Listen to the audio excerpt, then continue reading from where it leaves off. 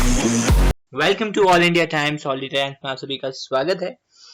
हाल ही में पाकिस्तान का एक नाटक है, मोदी जी को कॉपी करता साला इमरान खान। वो इमरान खान ने क्या किया, अपनी जनता से फोन पे बात करता था, तो जिनके फोन आते हैं उनको वो पैसे दे के रखवाता है और उन्हीं से फोन लगवा लेता है अपने ही आदमियों से।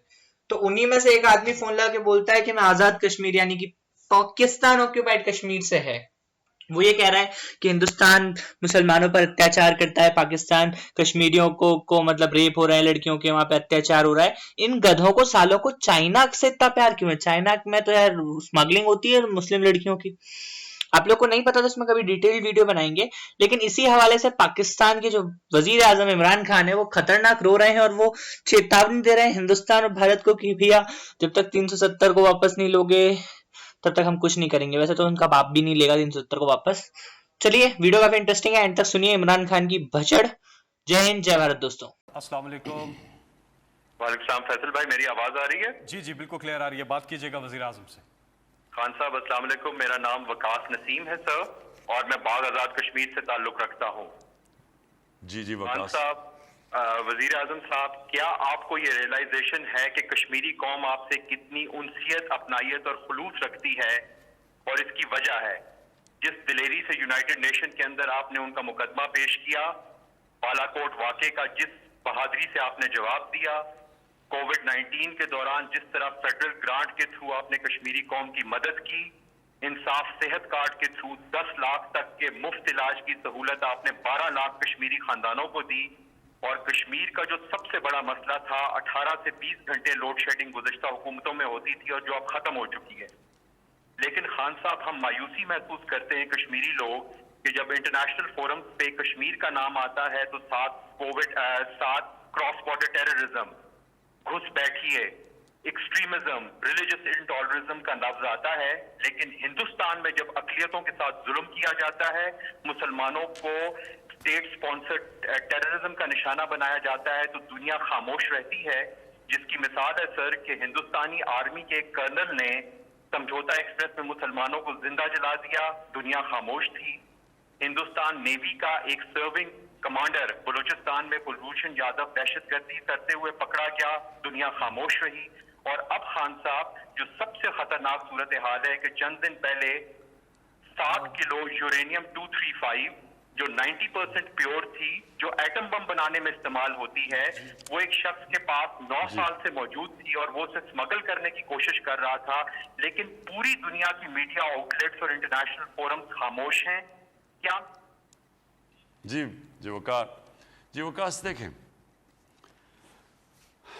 एक रियलिटी है, यानी दुनिया में जो मगरबी मीडिया, जो मगरबी ममालिक हैं, वो जब ये ह्यूमन राइट्स और ये इश्यूज़ उठाते हैं तो वो इसलिए नहीं उठाते कि उनको कोई बहुत ज़्यादा फ़िक्र है ह्यूमन राइट्स की।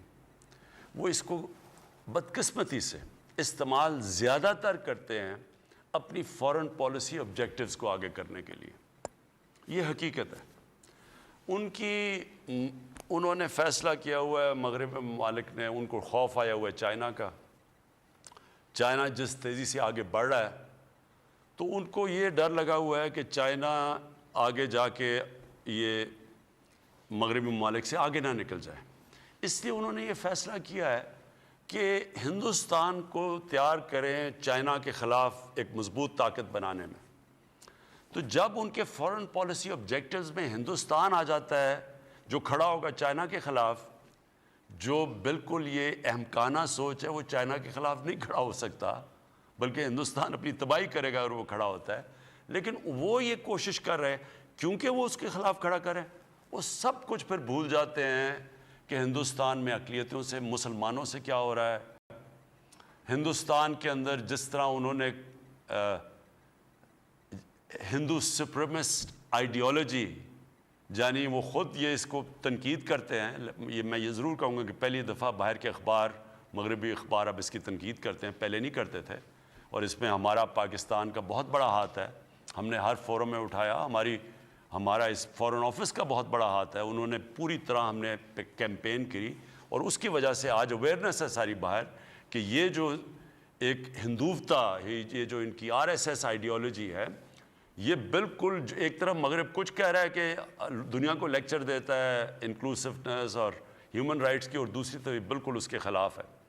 لیکن اس کے باوجود جو ان کو کشمیریوں کے ساتھ کھڑا ہونا چاہیے اس وقت، اور جو ہم نے پوری کوشش کی ہے دنیا میں شعور پیدا کرنے کی، بدقسمتی سے وہ اس طرح کشمیریوں کے ساتھ نہیں کھڑے جو ظلم ہو رہے ہیں کشمیریوں کے ساتھ.